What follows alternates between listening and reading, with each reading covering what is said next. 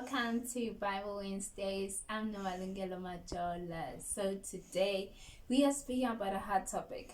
I say it's hard because it's something I struggle with, because I became a Christian at a young age, and that means I made a lot of mistakes during that time. And during that time, I had struggled with my Christianity because I didn't feel like I was a Christian because of the mistakes I made.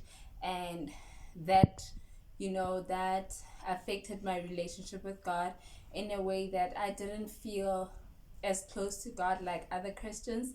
I didn't even feel like I was a Christian because of the mistakes I did when I was young, because, I went to church very young. I grew up in church, but now I did not live, according to the light. So now there was that tug war inside of me saying, am I really this? Am I really this? I remember, I'm one of those people who got saved, saved.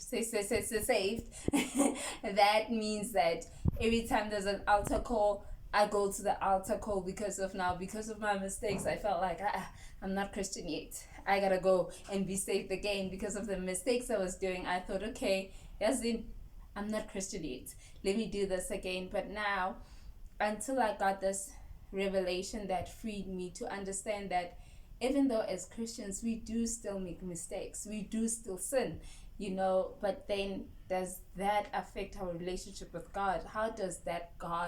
What is God's view in that? And because there's a lot of talks in this topic in particular, and people love quoting David because David was a man after God's own heart who also sinned against God.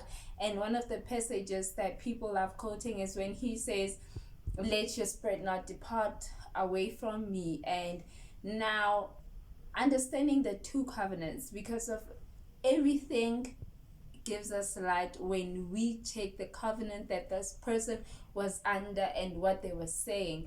So as we are under the new covenant, we no longer under the law covenant where David was under, where when he sinned, God's spirit was gonna depart.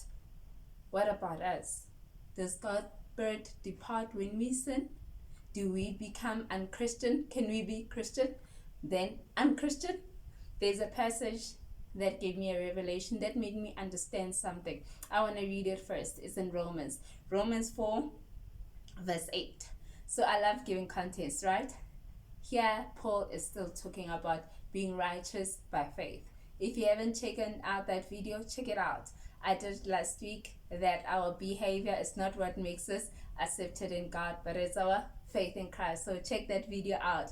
So now he's still on that. So in Romans 4 verse 8 says, blessed is the one whose sin the Lord will never count against them. That's an interesting, meaning that even when we sin under the new covenant, God does not count our sin against us. That we can have the assurity that our mistakes doesn't make us unchristian. It is our belief, our faith in Christ that has made us accepted, meaning that we are Christian because of our faith in Jesus. That does not waver. So we are Christian irregardless of the mistakes that we make, and the mistakes we make, God does not count them against us. So that gives us freedom to walk in our faith, knowing that, even though I'm still crazy, because we all crazy, we all have things that we wish, we don't have as Christian. We all fall short in many times every day in our thoughts, in our actions, but we can have the assurity to know that God does not count those sins against us. He's not like, when Zelena so out. He still loves us. So that is why we can have that confidence. Why doesn't he count that against us? Tune in. Next week, we will be delving into that. Why does God does not count our sin against us? Because God always have a reason, right? Because of during the old covenant, he did count people's sin against them. Under the new covenant, why? So tune in next week. Thank you so much for joining. Until next time, cha cha cha cha.